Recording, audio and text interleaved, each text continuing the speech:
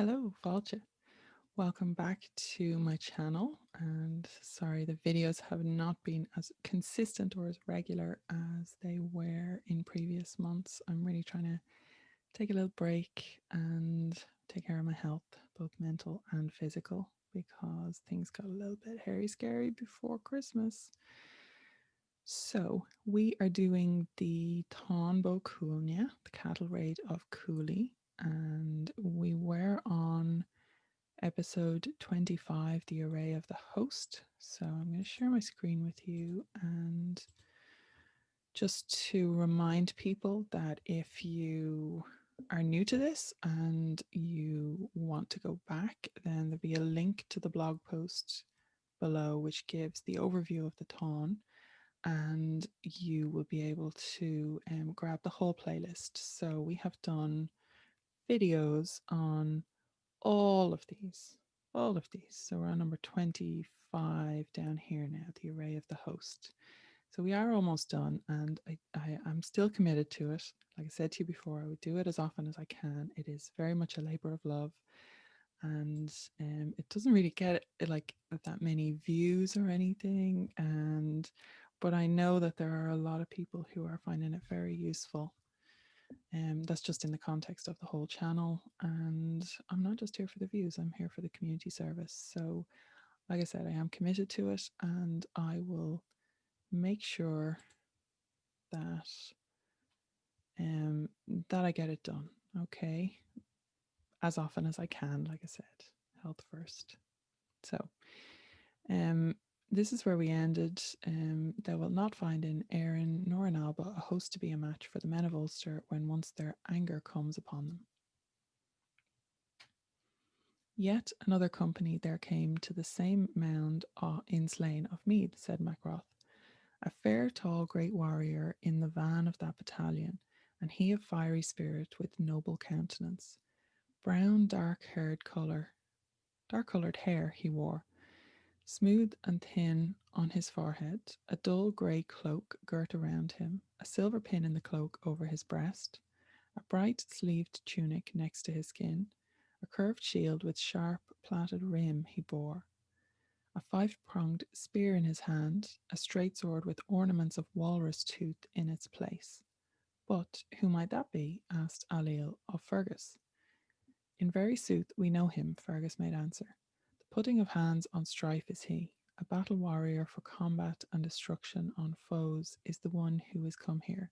Even Owen, son of Thurhacht, king of the Fernbag in the north, is the one yonder.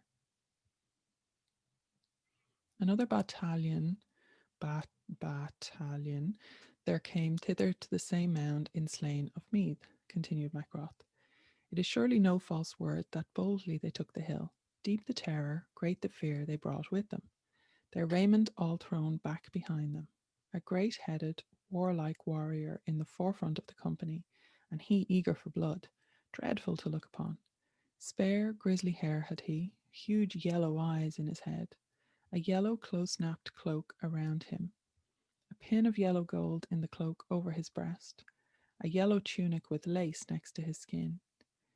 In his hand a nailed, broad-plated, long-shafted spear with a drop of blood on its edge. But who might that be? Asked Ailill of Fergus. In truth, then, we know him, that warrior, Fergus gave answer. Neither battle nor battlefield nor combat nor contest shuns he, the one who is come thither. Lora the victorious, son of Conan Buaja the yellow, son of Iliac from Imail in the north, is the one yonder. So Lora is also one of the three lads who comes down to, just for a little bit of extra context, one of the three lads who comes down to seek judgment from Maeve over which of them is given the hero's portion in Ulster when their king can't decide or won't decide. He passes the problem off to Maeve, and that would be told in Flavricran, and it is also how Uvnagat, or the Cave of the Cats, which is the Mórrígan's cave, got its name. There's a whole other story there. I'm pretty sure I've told that elsewhere on the channel. If you look at the lore playlist, you'll find info there. So that is Lira Bujak. Another company there came there to the same mound in Slain of Meath, continued Macroth. A thick-necked, burly warrior at the head of that troop. Black, bushy hair he had, a scarred crimson face he had, a deep blue-grey, blazing eye in his head, a spear set with eyes of glass, casting shadows over him, a black shield with a hard rim of silvered bronze upon him, a dun-coloured cloak of curly wool about him, a brooch of pale gold in the cloak over his breast, a three-striped tunic of silk next to his skin, a sword with ivory hilt with ornamentation of thread of gold over his dress on the outside. But who might that man be? Asked Ailill of Fergus. We know him full well, Fergus made answer. He is the putting of hand on strife, a wave of the high sea that drowneth. He is the man of three shouts, the sea over walls, the man who comes thither. Murrimer, thick-neck, son of Gyrkend, short-head, from Modurn in the north is the one yonder. If you're ever looking for flowery turns of phrase for praising gods, especially warrior gods, I think that this passage would be a really good place to come and kind of be inspired by. So if you're putting together praise poetry or even petition poetry, and I do talk a lot more about how to go about that and all in my book, Practical Guide to Irish Priesthood. But yeah, if you're putting together praise poetry or petition poetry for gods, guides, guardians, ancestors, anybody, this would be a really good place to get inspired by, I believe. So, still another company there came to the same mound in Slain of Meath, continued Macroth. A broad-headed, stout warrior, pleasantly found of limb, in the front of that troop. He is dried and sallow. He is wild and bull-like. A dun is brown, by the way, just in case anybody's not clear. A dun round eye, proud in his head.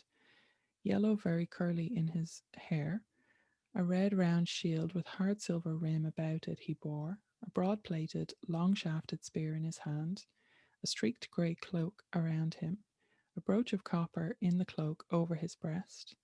A hooded kirtle girded around him, reaching down to his calves, a straight sword with ornaments of walrus tooth on his left thigh. But who might that be? Asked Ailill of Fergus. I know him indeed, Fergus made answer. He is the prop of battle. He is the triumph of every combat. He is the tool that pierces. He is the man who comes hither. Conan MacMorna, from the Callan in the north, is the man yonder. There came still another company to the same mound in Slain of Meath, continued Macroth. It is indeed no lying word. It is with might and storm they gained the hill, so that with the clash of arms they made an approach to that company. They startled the hosts that had arrived there before them. A man, comely and noble, in advance of that band, most well favoured to see the men of the world, whether in shape or form or frame, whether in arms or apparel, whether in size or worth or beauty, whether in figure or valour or conduct. Then it is surely no lying word, Fergus said. A fitting saying is this: no fool amongst the naked is he who comes thither. He is the foe of all others. He is a power irresistible, a storm wave that drowneth. The glitter of ice is that well-favoured man. Phalamege, son of Ilar Ketchok of Cuailgne, from Elon in the north, is he yonder. Still another battalion came thither to the same hill in Slain of Meath, Macroth proceeded. Not often is a warrior seen more handsome than the warrior that is in the front rank of that company. Bushy red-yellow hair he wore, his face slender below, broad above, a deep blue-grey beaming eye, and it flashing and laughing in his head. A well-shaped, I've lost it, oh my goodness. A well-set, shapely man, tall, slender below and broad above, red, thin lips he had, teeth shining and pearl-like. How do you put up with me at all? Can't even read. A white-skinned body, a purple cloak wrapped around him, a brooch of gold in the mantle over his breast, a hooded tunic of royal silk with a red hem of red gold, he wore next to his white skin, a bright curved shield with figures of beasts in red gold thereon, a gold hilted, inlaid sword at his left side, a long grey edged spear along with a cutting by spear of attack, with thongs for throwing, with fastenings of silvered bronze, in his hand. But who might that man be? Asked Ailill of Fergus. We know him full well, Fergus made answer. He is half of a battle. He is the dividing of combat. He is the wild rage of a watch-hound. The man who has come thither, Rucha, son of Fatherman, from Rigdon in the north is he yonder. Oh, we've a lot more of this. Probably not going to get this finished again today.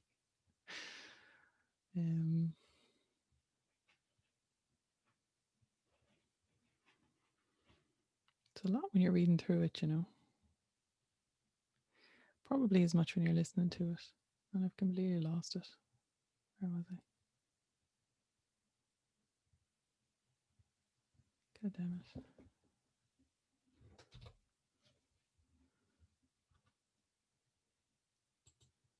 That's where I started. So there we go. Another battalion there came from the same hill in Slane of Meath, continued Macroth. A stalwart, thick-calved warrior at the head of that company. Little but every limb of him was stout as a man. Verily, it is no lying word, he is a man down to the ground, said he. Brown, bushy hair upon his head, a ruddy countenance covered with scars he had, a flashing proud eye in his head. A splendid dexterous man was there, in this wise, accompanied by black-haired, black-eyed youths, with a red flaming banner, with wilful rashes, so that they seek to root overwhelming numbers outside of equal combat, with the violence of assault upon them, without having aught assistance from concour. But who might he be? Asked Ailill of Fergus. Ay, then we know him, Fergus made answer. A thirst for valour and prowess is he that came thither, a thirst for madness and fury, the wielding of hosts and of arms, the point of battle and of slaughter of the men of the north of Erin. Mine own real foster brother himself, Fergus son of Lecce, the king from Lyne in the north, is the man yonder. Still another company came to the small hill.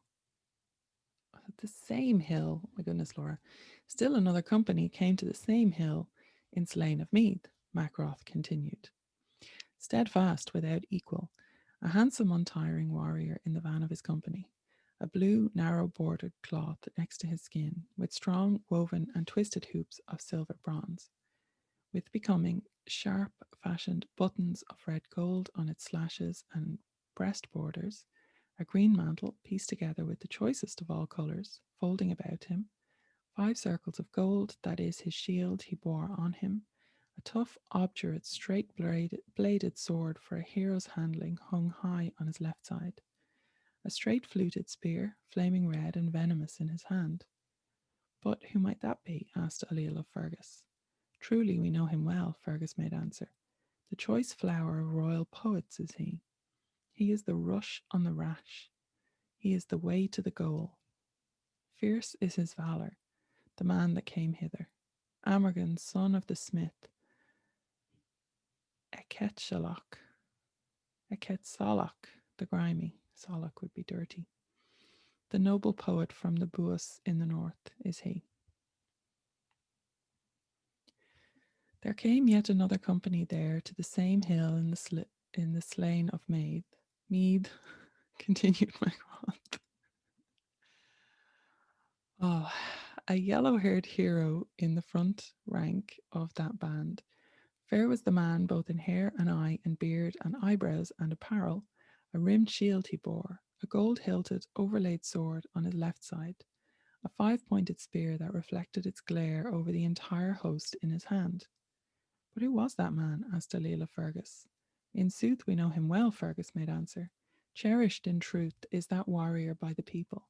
He that to us came thither, cherished, the stout, brow-dealing beast, cherished, the bear of great deeds against foes, with the violence of his attack.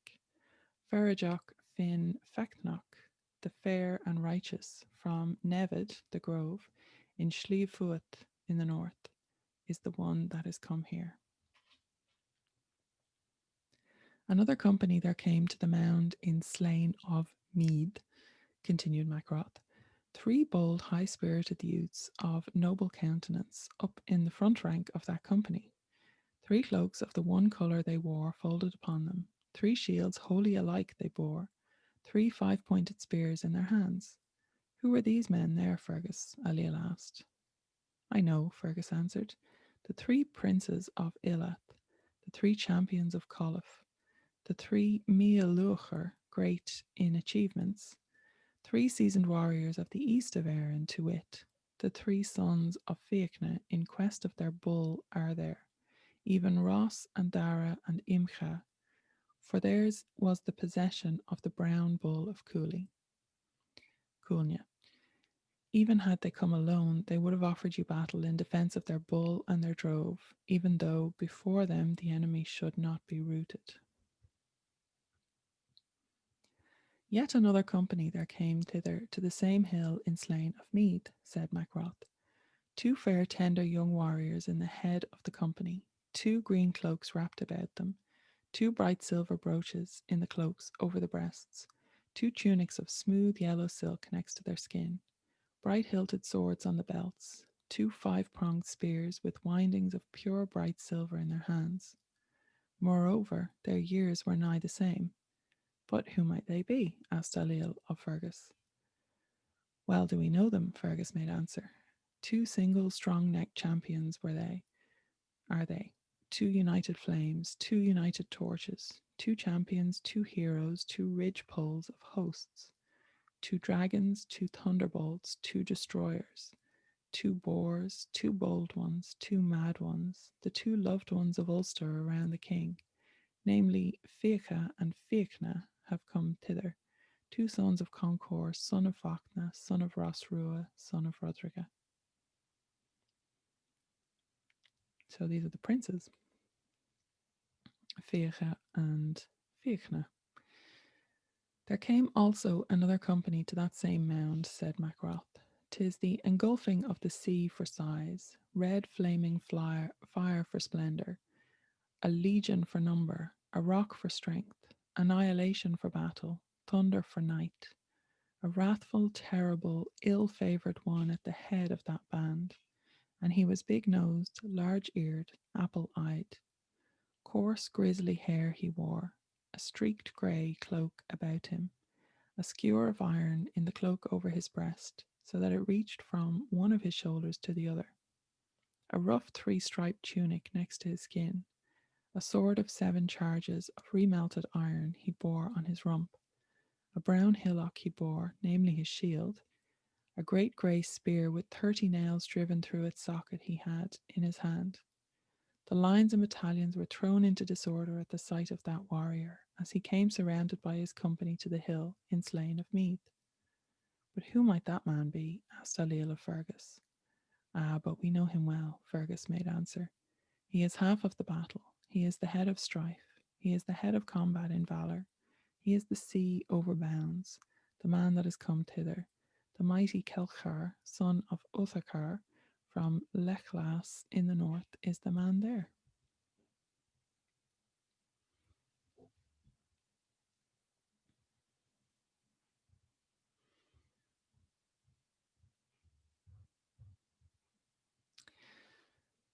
I should stop losing my place.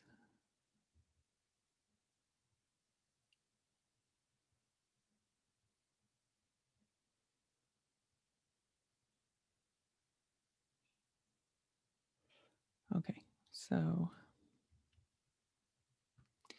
there came yet another company thither to the same hill in slain of Mead, said Macroth, one that is firm and furious, one that is ugly and fearful, a great-bellied, big-mouthed champion in the van of the troop. with but one clear eye and half-brained, long-handed. Brown, very curly hair he wore, a black flowing mantle around him, a wheel-shaped brooch of tin in the mantle over his breast, a cunningly wrought tunic next to his skin, a great longsword under his waist, a well-tempered lance in his right hand, a grey buckler he bore upon him, that is, his shield. Pray, who might that man be? Asked Ailill of Fergus.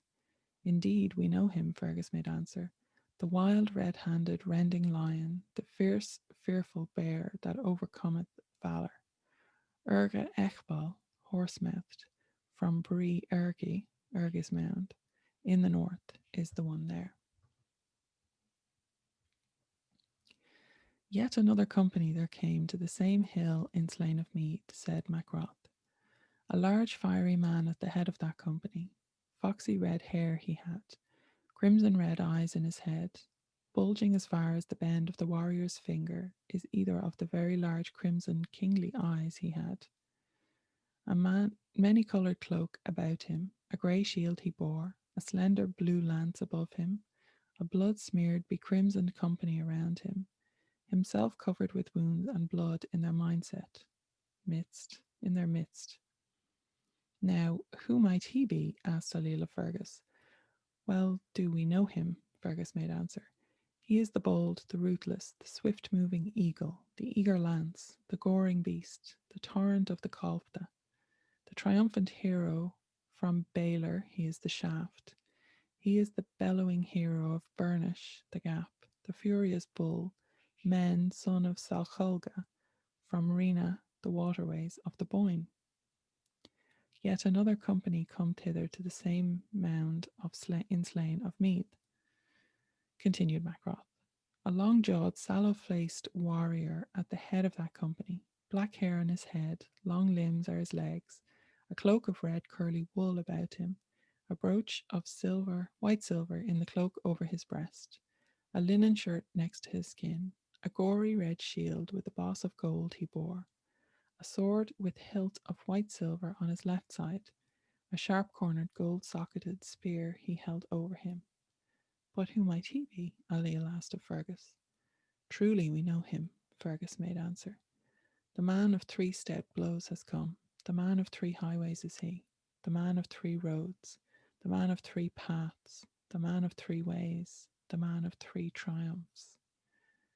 Fergna, son of Fincam, king of Borok, from Ulster in the north, has come hither. Even another company came there to the same mound in Slain of Mead. This mound is getting fair fucking crowded at this point, continued Macroth. A large, well-favoured man in the van of that company, like to Ailill yonder, with his pointed weapons, the restrainer both in features and noble bearing and fairness, both in arms and apparel, in valour and bravery and fame and deeds. A blue shield with boss of gold was upon him, a gold-hilted sword on his left side, a 5-pronged spear with gold in his hand, a golden crown on his head. But who might that be? Asked Ailill of Fergus. But we know him well, Fergus made answer. The root of all manhood. The root of all manhood. That'd be a great praise for the Dagda, wouldn't it? The root of all manhood. What would that be, Oscailga, I wonder?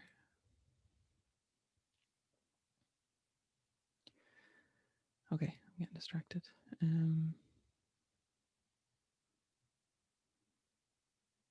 Forras Ferdige Shin. Is Forras Ferdige Shin. I think that would be it. The root of all manhood. The assault of overwhelming power. The annihilation of men is he that is come thither. Furbija Furben, son of Concor, from Shiel in Mac Inish in the north, is there. Okay, I think I'm going to leave that there for today. And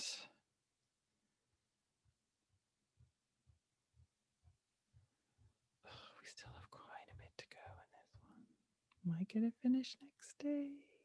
Maybe. Okay, so as ever, thank you very much for your time and your attention and your likes and shares and comments and all that good stuff that tells the algorithm that this is content that you would like to see more of. And I will stick this one into the playlist as well, and we'll definitely get back to it hopefully a little bit more regularly moving forward. I'm not going to commit to a schedule or anything like that because things are just a little bit hairy scary for that still. So yeah, but I will just please be reassured I am doing my best. Okay, so thank you for your patience with that too, and I will see you all in the next video. Slán.